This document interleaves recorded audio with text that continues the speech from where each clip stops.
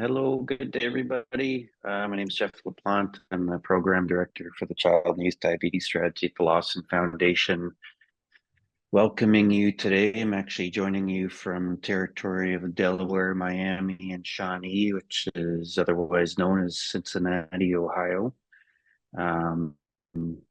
This is a unique session in a sense. Lawson, we've been doing a learning series, these webinars with various friends and colleagues over the last couple of years.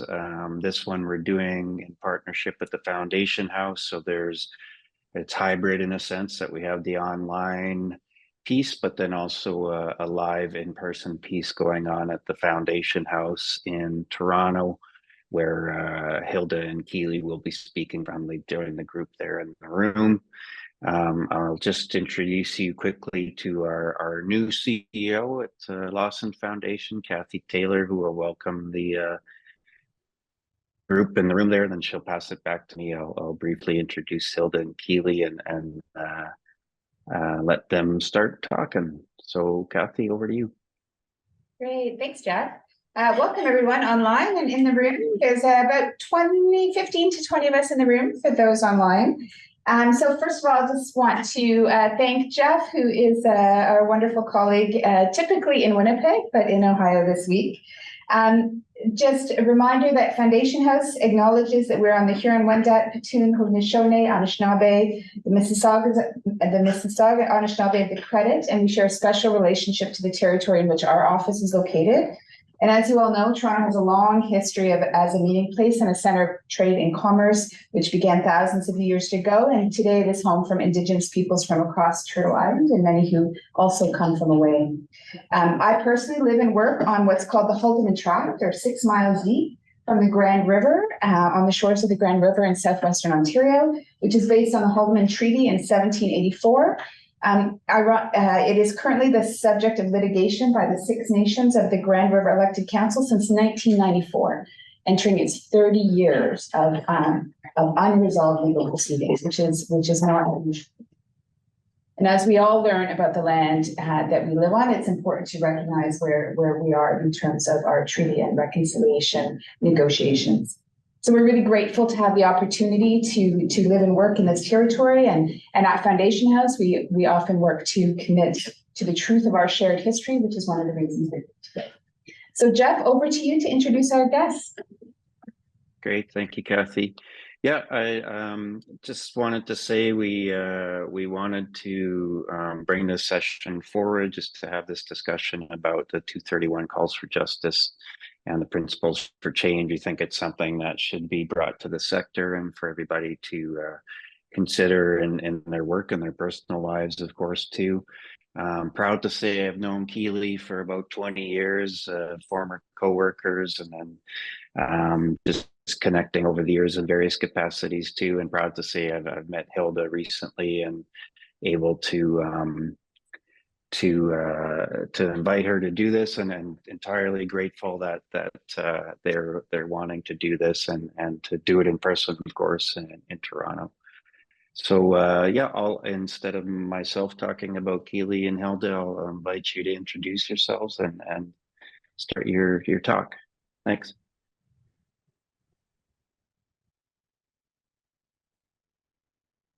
Well, good morning, everybody, and I just want to thank you all for this wonderful opportunity to share some really important information when it comes to reconciliation and that critical relationship between Indigenous peoples in all of Canada.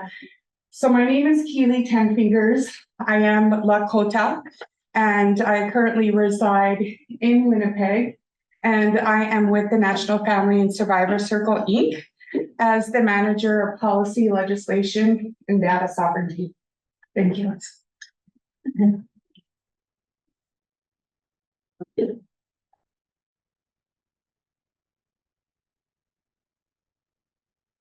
Good afternoon, everyone. And I just wanted to thank you for acknowledging the territory that we're on and the space that we share with our Indigenous relatives, who were the first people of this country. A little bit about me. I've been doing this work on MMIWG and gender violence, and really amplifying the strength of Indigenous women, girls, and Two-Spirit and gender diverse people for 25 years plus, and I've served in different capacities, regionally, nationally, and internationally as well, you know, really trying to amplify the work we're doing and build collaborative relationships that are so critical. I'm originally from a remote, isolated community called South Indian Lake. I'm Cree, and I'm also half European, so it's like my European grandfathers traveled north to meet my beautiful Indigenous grandmothers. So I walk in both worlds, but my grandmothers were very strong. So we primarily adopted our Indigenous roots, which are very proud of it. You know, that I'm able to connect to the land, our culture, our ceremonies, and our language. It's so beautiful. And my ceremonial name is Gisigawitsak Isquil. That means Daystar Woman, and I hold that name with a lot of pride, and it strengthens me in every space that I go in to be able to use my voice in a truthful way, but in a kind way as well. It's my honor to be here with each and every one of you. I'm just going to get into the presentation. I know we have a time limit, so I'm just going to start my timer because I can talk forever. Oops, sorry, this doesn't want me.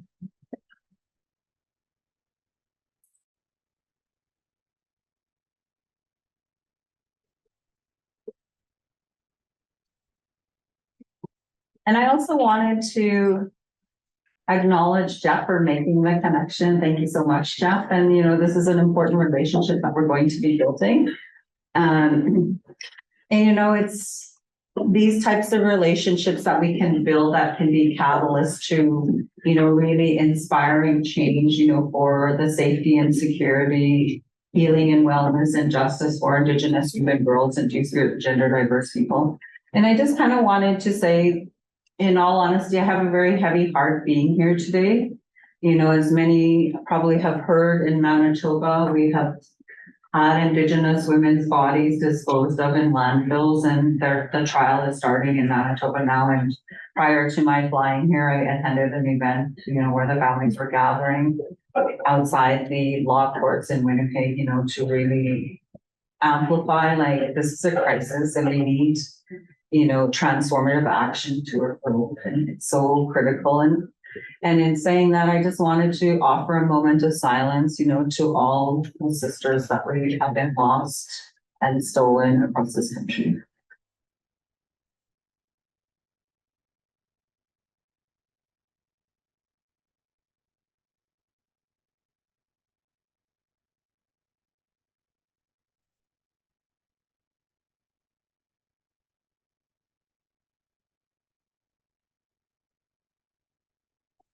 Thank you.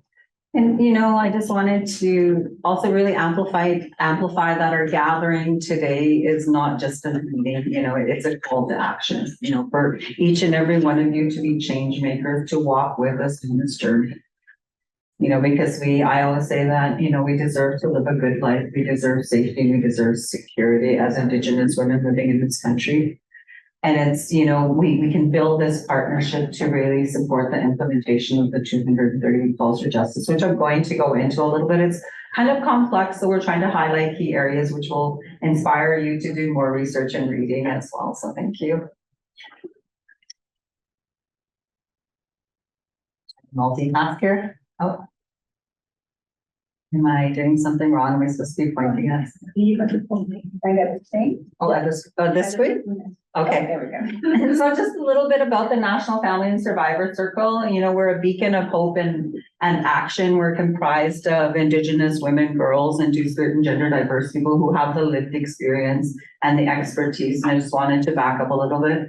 I'm also an impacted family member and a survivor of gender and race-based violence. So that all fuels my passion, you know, to create a transformed Canada where we can feel safe in.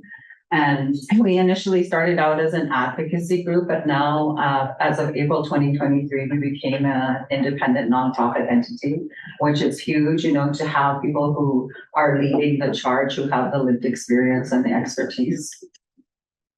And our goal is, you know, to lead and influence the development and implementation of the National Action Plan, which is a critical document that addresses how we're going to move forward with the 231 calls for justice. And it was a goal. There was over 100 Indigenous women and Two-Spirit and gender diverse people who were sitting at this table when the national action plan was being developed. And we're really, you know, focusing on ending the genocide, you know, securing justice and ensuring the safety and the dignity of Indigenous women, girls, and Two-Spirit and gender diverse people in the country. Because one of the things that we don't feel in this country is that we don't have dignity. You know, we're fighting for our survival every single day. You know, and I have granddaughters. I want to build those pathways where they can be safe, they can be secure, and they don't have to have the same lived experiences as my grandmother, my mother, and myself, you know, and many other Indigenous women across this country. So we are relentless advocates in our work. You know, we bring whoever we can to the table. You know, we advocate relentlessly for all governments, agencies, institutions, organizations, and Canadians to fulfill the critical role in ending the genocide against Indigenous women, girls, and Two-Spirit and gender diverse people. You know, this includes the full implementation of the 231 calls for justice. Outlined in a national inquiry. Who here has heard of the national inquiry, just quickly? That's awesome. You know, and it's really important to amplify that the national inquiry was the truths shared by impacted family members and survivors on their lived experience and what has happened to them as survivors or their family member who was lost to home. There's a lot of, you know, trauma that was experienced in sharing those testimonies, but those testimonies were important to be able to share the truth. And the national inquiry was also historic. You know, it was the first time in Canada that every province and territory signed on, making it national in scope. So there's a major responsibility across the country now to implement the 231 calls for justice and the calls from the Quebec as well, which are legal imperatives that cannot be ignored. And it's really important, like often I always say, like if you look around a table and you're championing an initiative, and if the voices of those who are impacted, are not sitting at that table and they don't have equity and equality and decision-making at that table, it tells you that something's very wrong. And you need to flip that table and bring those individuals to the table. And just creating, you know, we're big on creating pathways for engagement and collaboration, such as this amazing event that we're at today, you know, to educate and convince each and every one of you to be champions of change. Our goal is to collaborate with governments, agencies, institutions, and organizations to develop and support pathways that enable families and survivors to actively participate in this critical work. This includes the implementation of the National Action Plan through partnerships that are fundamentally decolonizing, respectful, equitable, and underpinned by cultural humility and dignified approaches. And why this is so important is often, you know, for many, many years and many, many generations, we've had like prescriptive colonial approaches telling us how to live our lives, what's right for us, what we need to do. And we've seen how damaging and devastating that has been to Indigenous populations, and, you know, multiple generations are recovering from that colonial violence. So we need to change the narrative and, you know, to be inclusive and to respect, you know, the decision-making and decolonizing approach, Indigenous-led approaches to creating those pathways. And this is who our board of directors are. And myself, I've been the chair of the National Family and Survivors Circle for 4 years when we're an advocacy group. Now that we're an independent nonprofit, I'm still the chair. And we have Tanya Debassier. She's amazing. She's from Ontario. Melanie, who is from the Mohawk Territory, and Anne, who is from the Yukon, and Janet, and who is Inuk from Iqaluit, and Charlotte, who is Inuk and resides in Rigolet. We're also going to be expanding the board as we develop, but we're always building everything and building our capacity. And, you know, in order to build our capacity, we need also to secure additional resources to be able to do the vision that we have and to implement it. And I just wanted to talk a little bit about our logo, because we wanted to really focus on what brings us together, you know, more than what defines us as individuals, because it's what ultimately brings us together that is going to be what creates the success of ending the genocide here in Canada. So the blue pathway represents water, which connects us, sustains us, and gives us new life. You know, it doesn't matter where we're from, it's that water that brings us all together that we travel on to gather in spaces. The green pathway represents land, which grounds us in who we are and where we come from. So we can have different distinct groups living in different areas of land and, you know, practice our culture, our customs, and everything that who we are as individuals. But ultimately, you know, it's that land that we all share, how important that is, that we share and we respect it. And, you know, the blue pathway on the logo represents dignity and healing. The red pathway represents the sacredness of the voices and the truths of families and survivors, and the heart honors and commemorates the immeasurable value of our loved ones who are missing or who have been murdered. And the fire represents the bringing together of our home fires and the shared responsibility and accountability for ending all forms of gender-based violence against Indigenous women, girls, and to us LGBTQIA+ people. And we always like to be hopeful, you know, but we like to have hope backed by action. So we felt that we needed our logo to be very hopeful, like the promise of a new day. You know, the sunrise represents a new horizon, a new beginning for reclaiming a power and place. And the white lines represent ice, snow, and water in all of its forms. They're dominant features of the landscapes of the far north. For many months out of the year, they also represent the delicate and interconnected relationship between humanity and climate change. And we also have the moon, like the calendar, in there because the 13 moons represents the calendar and the cycle of opportunities for transformative change and reflection. So if we're working on something, we always have to look at, okay, what do we need to do, like, you know, moving forward, but also to reflect, you know, what have we done? Has it been effective? Do we need to change it? Do we need to bring that forward? So really always looking forward and looking backwards. So I'm just kind of going to go into a little bit. I'm not going to read everything. I'm just going to kind of summarize it, but I just wanted this because we're going to share this presentation as context for everyone. So the National Inquiry Final Report was launched on June 3rd, 2019. And I kind of shared a little bit about how the truths were shared by family members and stuff. And there was over 2,380 family members and survivors of violence, experts and knowledge keepers who shared over 2 years of their cross-Canada public hearings and evidence gathering. And that's one critical thing to highlight is all the testimony that was provided during the National Inquiry, because it was a legal process. Is evidence, and this will be like forever marked in Canadian history that this inquiry took place.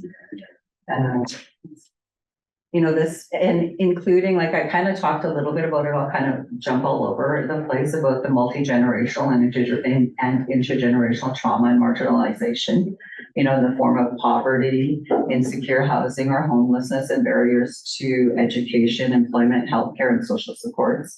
You know, those, I always say the colonial violence that we've experienced is still impacting our lives today. And I always say that we're in recovery, we're healing, we're reclaiming our culture, our language, our identity, you know, that will strengthen us and make us less vulnerable. You know, if we know who we are, we know where we come from, and we know that we have access to safety, security, justice, healing, and wellness. You know, those are critical factors for our survival. Knowledge keepers spoke to the specific colonial and patriarchal policies that displace women from their traditional roles in communities and in governments and diminish their status in society, leaving them vulnerable to us as targets of violence. And we today, like, you know, we're in 2024 and we're still targets of violence. You know, and it's like we have to build these safety networks amongst each other, even with our daughters or granddaughters, like keeping them safe, because we know it's very unsafe. And this is our reality. As the evidence gathered by the National Inquiry into missing and murdered Indigenous women and girls demonstrates human rights and Indigenous rights abuses committed and condoned by the Canadian state.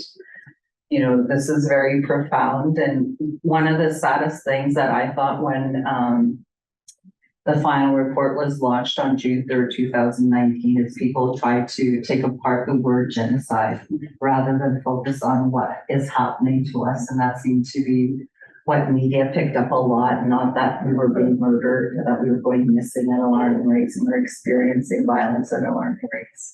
And this is like what we're fighting against is on how media can, you know, perpetuate that violence against us as well.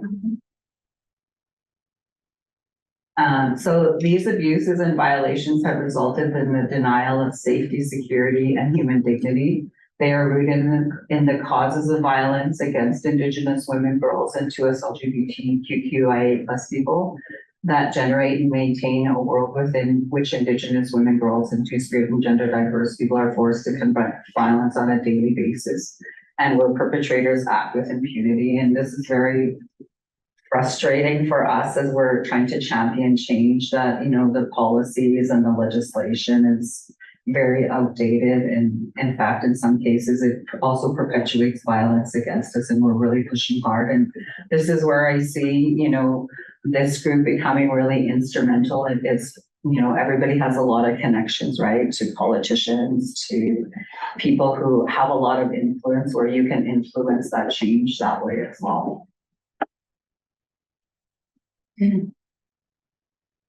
So, and in reality, you know, the steps to end and redress this genocide must be no less monumental than the combinations of systems and actions that have worked to maintain colonial violence for generations.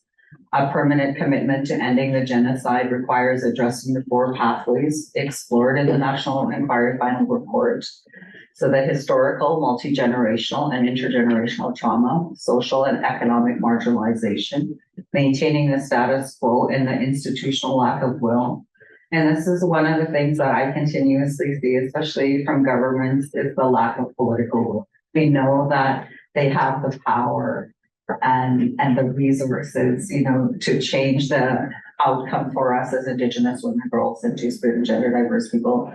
They're doing some important work and they're providing some resources, but is it enough? Absolutely not. You know, we're still dying at alarming rates. We have a country that thinks it's okay to dispose of our bodies in landfills. We had a politician in Manitoba who campaigned on the bodies of Indigenous women being in landfills. It tells us that something's very wrong in society, allies, you know, to help create this change. And ignoring the agency and expertise of Indigenous women, girls, and two-spirit and gender diverse. Like, we know what we want and we know what we need and we know how to get there. We just need those spaces, you know, that respect that and that support that and that help, you know, resource that narrative and that action as well. So addressing these 4 pathways means full compliance with all human and Indigenous rights instruments, as well as the foundation that began the final report that animates these calls for justice, that the daily encounters with individuals, institutions, systems, and structures that compromise security must be addressed with a new view towards the relationship. Because part of the problem too is when you're an Indigenous woman, girl, or two-spirited and gender diverse people, and you're trying to access systems, especially when you're in a vulnerable position and you don't have the voice and you may, you know, be experiencing a crisis, you're experiencing violence. Then when you go to a system that is supposed to support you, and there's all these barriers that exist and it's deeply embedded with systemic and structural racism, you lose hope quite quickly, right? And you often, you know, you become a statistic. That's our reality. So this is, you know, the National Family and Survivor Circle. We contributed to the National Action Plan, and we really talked about the importance of creating, the importance of including family members and survivors and two-spirit and gender diverse people.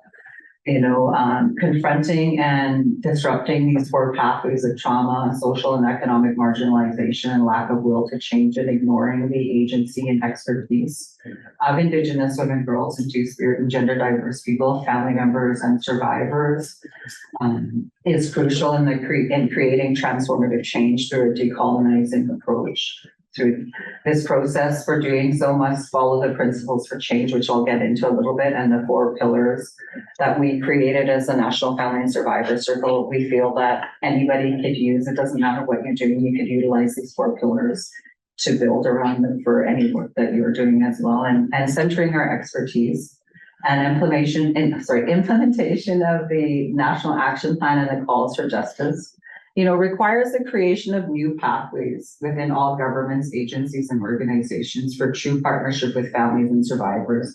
We cannot continue status quo. Like I see, I've been doing this work for a very long time, and I would say probably the past 3 years, I've seen a lot of things that are moving towards, creating that transformative change, like people, whether it's an organization, agency, institution, people are starting to like really look at the violence that we're experiencing as Indigenous women, girls, and two-spirit and gender diverse people were before.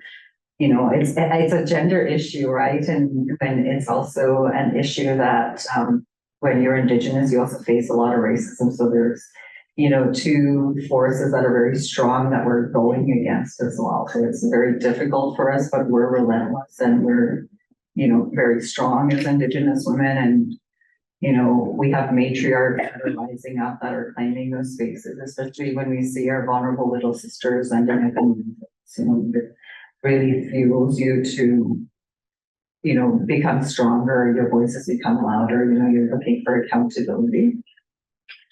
And the partnerships must be grounded in the principles for change and the pillars of inclusion, the interconnectedness, impact for the transformative change to be accomplished. And these are really critical. Like I said, this presentation will be shared with you. So if you're developing even partnerships, relationships, or anything like that, thank you, Keely. It's really important that you embed the 7 principles for change from the National Inquiry Final Report. I'm not going to read them all. I'm just going to highlight them in essence of time. So the inclusion of families and survivors, we kind of talked a lot about this already. And the decolonizing approach, a focus on substantive equality and human and Indigenous rights. This is a very critical component because we're experiencing this violence because our rights are not being, and looking at the different types of instruments that can be utilized when we're looking at it from a human rights lens.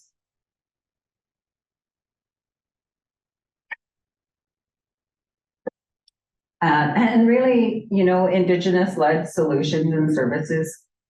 Because I always really amplify this when I was frontline and I was a director. I went to community and said, what do you want? What do you need? And how can I help you get it? And we found it very successful. And family members being given the autonomy and the decision-making on how we would develop programs and services. And I saw a lot of healing, a lot of reclaiming of parts of you when your spirit is shattered, when you've experienced a lot of violence, and just building that strength and resilience if you're able to develop programs, and just how powerful it is, when you've been so oppressed for so long, for somebody to come to you and say, what do you want and what do you need? And what can I do? I'm not here to tell you what you want and what you need. I'm here to listen to you.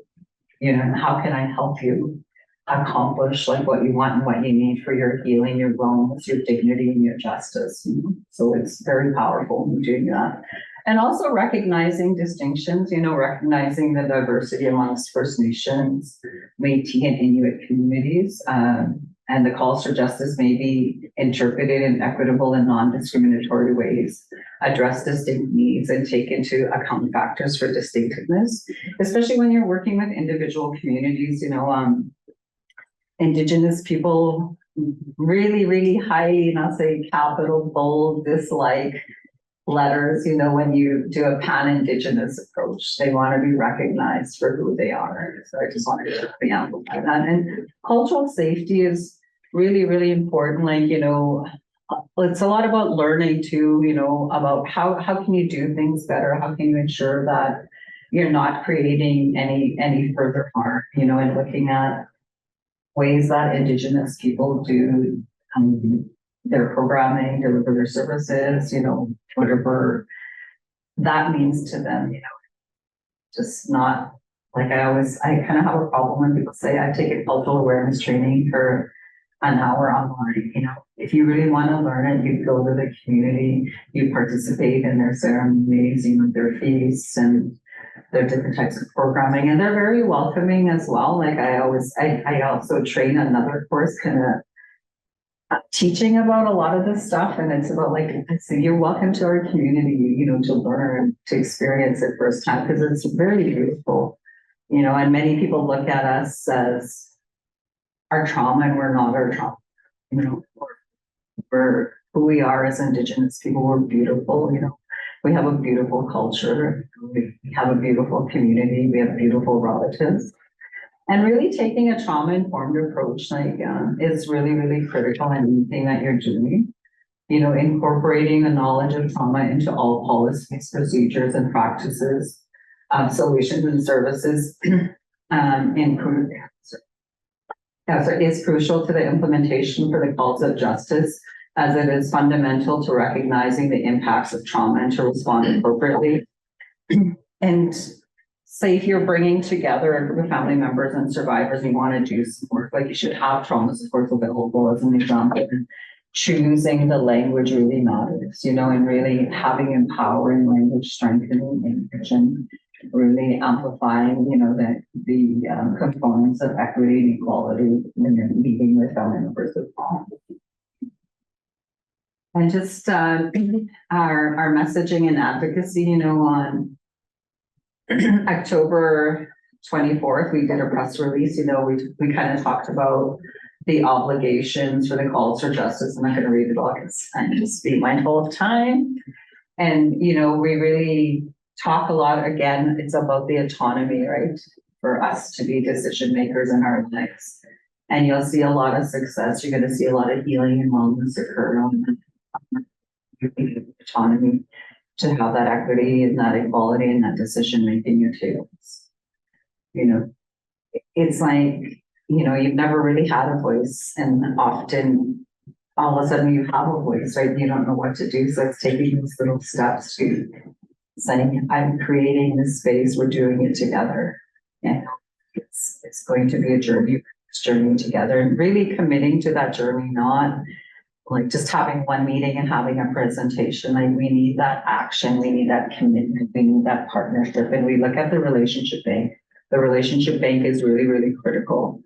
And, you know, how we go forward, you know, because there's a lot of distrust, you know, we're not going to lie. We need to build those relationships of trust. And when we have them, you're going to, you know, it's going to be powerful because I can trust you and you can trust me.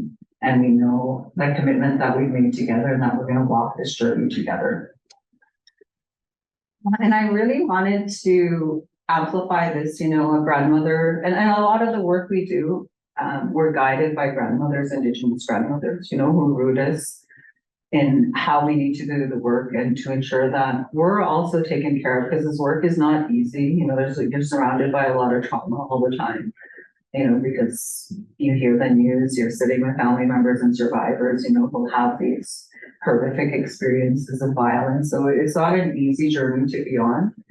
And so an elder once said, by being born Indigenous and female, you are born political as your rights are denied from birth. And this is so true. You know, I see that, like, I've worked with young Indigenous moms and helped them fight for their rights as well, especially in Manitoba. You know, we had the highest percentage of child apprehensions, and a lot of them were not even warranted, you know, because you have this colonial system that has these colonial policies that don't work well with Indigenous populations. So, you know, and I like agree wholeheartedly the need for safety and security of children. If there's a safety issue, I agree that they should be apprehended in situations that, you know, are not adhering to a colonial policy, and you're taking them because of that, and there's no real safety issues. I find that very problematic.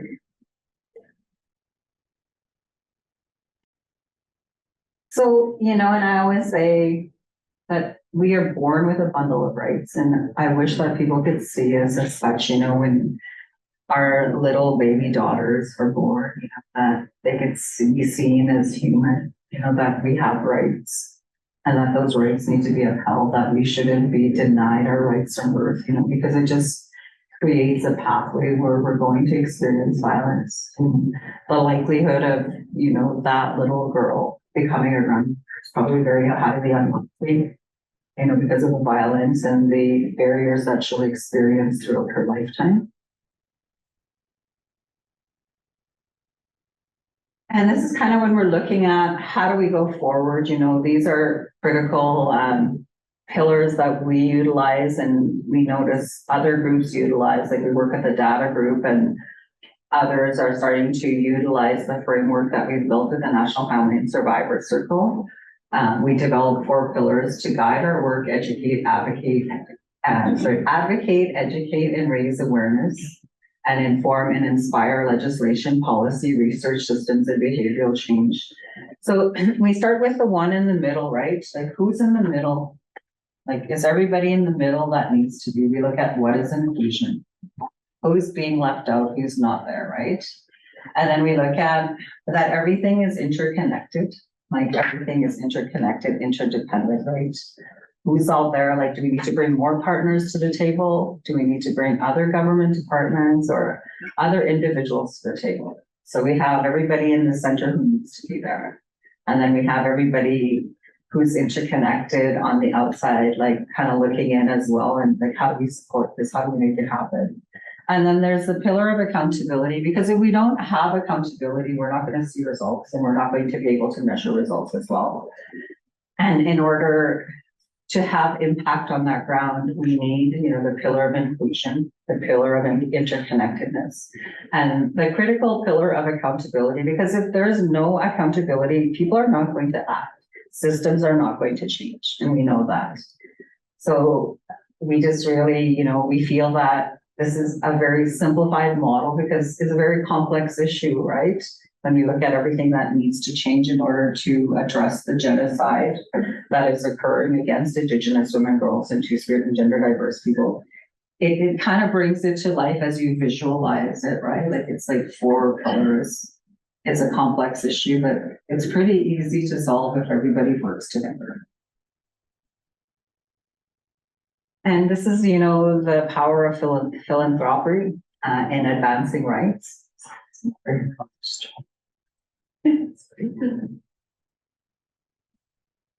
So your involvement is very, very powerful. Together we have the capacity to transform these 231 calls for justice into lived experience that not only protect, but also elevate. When you look at the 231 calls for justice, like I said, they're complicated, but not really complicated if you focus on the pillar of interconnectedness. Who do we need to bring to the table to action that specific call for justice? It's about using resources to create spaces where justice is accessible, safety is assured, and dignity is upheld. And just, kind of some steps, I thought, we could go a little bit further just to kind of give you ideas on how you can be helpers, how you can be our allies, how you can be good relatives, sharing space, championing Indigenous knowledge, expertise, and leadership. If you're thinking of funding something, even right from the beginning, like often we're invited to tables when there's a funding announcement and what can make that funding accessible, because often there's funding pots out there that are not accessible. When you look at kind of how complex they are, complicated, all the technical expertise that's required, and how can we change that? Like, how can we make it easier or build in support mechanisms to be able to access resources? And, to strategically allocate resources, say you may have a group of funders, you want to have a bigger impact, so you could be strategic, and, Keely and Jeff and I and others could kind of meet as a group and say, this is a super amazing initiative, and let's pool our resources. Let's make this big. Let's create this impact and advocate for policy transformation. Like I said, it's, those colonial policies that really impact our lives, and that contribute to the ongoing genocide. So, and I always say this, it's like, it's not the people in the system, it's the system. And if you become part of that system, then you're just condoning those policies. But if you go in there, with passion, vision for change, and you align with others who can help you do that, then you're going to change those policies, that will help create a transformed Canada where Indigenous women, girls, and Two-Spirit and gender diverse people can live with equity, equality, dignity, and justice. And again, we kind of talked a little bit about this previously, is to, create meaningful partnerships. You know, like I kind of highlighted this throughout, so I'm not going to really go into that a lot. And invest in comprehensive research. Why I put this up here is often there's a lot of research done on us as Indigenous people, and we don't develop it. You know, we don't do the framework for it. We don't report on it, and somebody else always doing research on us. But, you know, if you look a lot at Indigenous data sovereignty, it's like we're developing it. We're telling our stories in our way to reflect our realities. And this is why it's so important, because, you know, the narratives that are created out there are not our realities. But if you flip it and there's like funding that is allocated into comprehensive research where we're developing the mechanisms to collect our own data, to report our own data, because Indigenous people are storytellers, right? And others just rely on numbers, and you don't learn a lot from numbers. You learn some things from numbers, but you're not able to see the realities. And we like to provide, like, we're storytellers, we like that narrative. And empower through education, you know, however, like this is an empowering activity that we're doing right now because I'm sharing with each and every one of you. And then you're going to continue learning about the calls for justice, the principles for change, and looking at your policies and seeing how you can incorporate all that. You know, and just 7 is really, really important too, is, you know, the commitment to sustain support. Like, this can't be just the only time we meet. You know, because when we do that, it impacts relationships, right? It's like, oh yeah, we prepared, we did this amazing presentation, we want to build those partnerships and those relationships, and then we hear nothing. You know, and it kind of says to us as Indigenous women, it's like they want to hear our stories, but we want that relationship of reciprocity. We want to learn what you're going to do, how we're going to do it, and how can we continue to be helpers in this relationship.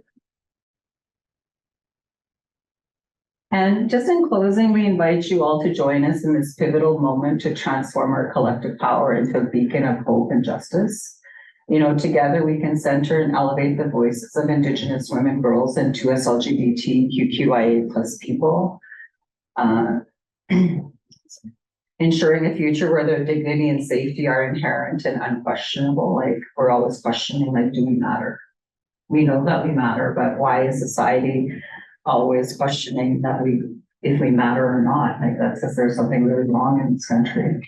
And let us move forward with resolve and compassion, actively including and valuing their perspectives, cementing our legacy as architects of a just and equitable world. So thank you so much for your time. And I wanted to save some time for questions. Awesome. Thank you, Hilda. And Keely, eternal gratitude for sharing everything, for traveling to talk in person with people. We'll invite some questions, and I guess because we've got this hybrid scenario, maybe we'll go back and forth. And because I don't have a visual gallery of everybody online, I guess if you have a question, just write it in the chat, and then I can pose it to Hilda.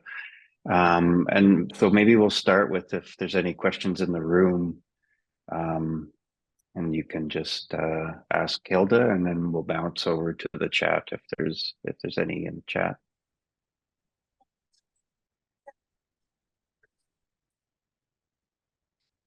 Yeah, so Jeff will want to change. It can be comments, you know. Questions. Can you give us an example of a project that you're currently involved in where you've seen some movement and change? It's actually huge. The National Family and Survivor Circle, where family members and survivors who have the lived experience have been brought together.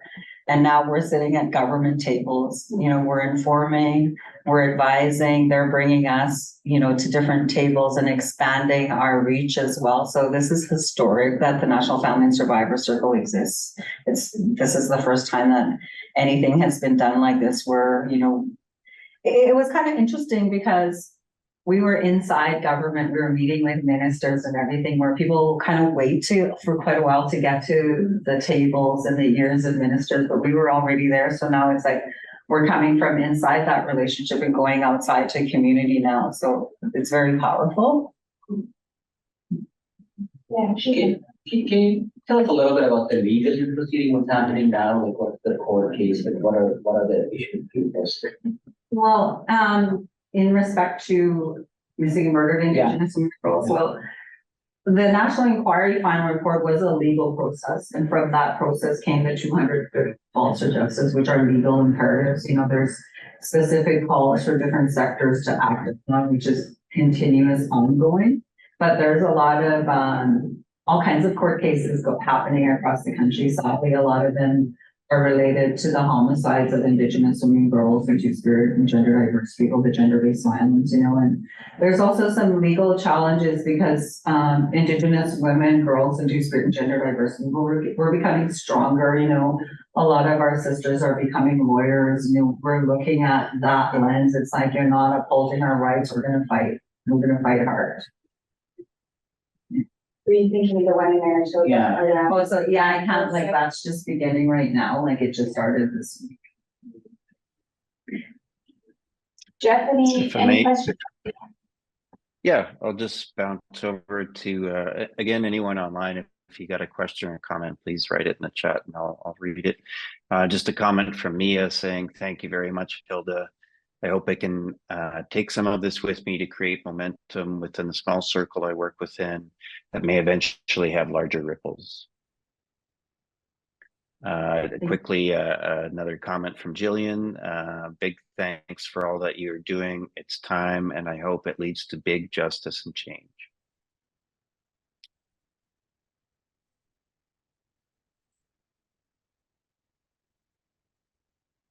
Thank you. Yeah. I know it takes a lot to have to continuously like talk about the issues and why and try to like assert why folks should care, which is very hard. And so just appreciate that labor that you have to continuously do. And yeah, just appreciate you being here in person. So thank you for your time. Yeah, sort of echo that. Like, thank you for being here and sort of advocating. And I've been to the community events as much as I can, you know, make the students for vigils and the strawberry ceremony. To be honest, it's so disheartening. But every year I feel like, oh, there's more awareness now, more people will come, and they don't. And to hear this again, like I feel like there's so much burden on the elders in the community and survivors to keep sharing their to be like, this is why it's important. It's so heartbreaking for me, and I like, but I feel like showing up is one way I can sort of support, but and you do this work, and sometimes we're not sitting at this table from the funder perspective, but here to learn and hopefully. Well, learning is becoming an ally, so that's an important relationship as well. Reading the calls for justice and seeing which ones that you can amplify as well. That's really. Now, is anyone tracking the calls to justice other than government? I know one of the recommendations is that government's supposed to report back on the 231. They report back, or how do you find the community? We're like, they're reporting back, but we find that the reporting mechanisms that they're utilizing are not very clear, and they're not like when they do funding announcements, which call are you aligning with, you know, to be more clear so that, you know, Indigenous women, girls, and two-spirit and gender diverse people who are watching all of this understand what is being done, and are the calls being implemented fast enough? Absolutely not. You know, and is there enough resources allocated to the implementation? Absolutely not. And there's some that have done some reports, and I know CBC did a big report, and they basically only identified 2 calls that the government has implemented, and that came out almost a year ago, right? That report. We can send you the link as well that you can distribute that. But I think now there's like an even bigger push, you know, especially I've had the privilege of traveling and doing online facilitation in relation to the red dress alert, which we're hoping and praying that becomes a reality for us. And, you know, I always feel like I said, I like hope back by action. So when I'm always poking the minister, what are you doing? How are you doing it? When are we going to hear anything? Like I'm a good pest, I always say, you know, so. And we're also currently like in discussions with Cernak, who is coordinating the reporting in relation to June 3rd. They want to do a report, but we said like the way that you're reporting doesn't really make sense to people who are wondering what you're doing, even just, you know, organizations, even as Canadians, it's like very complicated. So they're kind of building around the same framework on how they report on the truth and reconciliation call to action. So that's kind of how they're doing it. And we've met with them a few times as well to kind of say, well, that's okay, that doesn't look okay, what do you mean? Kind of, yeah. So we're working with them. We're going to launch that reporting to really demonstrate, because it's about accountability as well, right? And we look at call for justice 1.7, you know, and 1.10, which is about an ombudsperson and a human rights oversight in the National Family Survivor Circle, has been relentless in poking governments when you're going to implement it. And they recently engaged with a whole bunch of partners and Indigenous women groups and families and survivors. And they did a report, and now that report is with the government on those two specific calls, kind of waiting on that. There was like two different consulting firms that did the report. So we're pushing that right now, saying, well, what are you going to do? How are you going to do it? And this is about accountability. If you don't have accountability, how are you going to measure results? Is that, you know, it's just constantly testing. Yeah. Back to you, Jeff. Yeah, I guess I'll just, looks like we got one last comment before we end here from Joe Plant at IPRF. Joe and I might be related, we're not sure yet. This work always reminds me of my mom, grandmothers, and sisters, plus all of the other missing and murdered Indigenous women, girls, Two-Spirit plus folks across Turtle Island. Thank you for this. Thank you. And thank you to each and every one of you for giving us the space, you know, and helping us to amplify the work that needs to be done and how important and how critical it is. I always say the government's inaction results in the continuance of the workers. You know, and I leave that with each and every one of you today. And thank you so much. Thank you again, Hilda and Keely. Thank you everyone for participating and joining. Envious of you in the room that got a free lunch today, but I missed out. But everyone take care. We have another session coming May 9th with the team at Reciprocal Consulting that'll be presenting on culturally responsive evaluation. So yeah, hope to see you then. Take care. Thank you. Bye. Bye. How are you?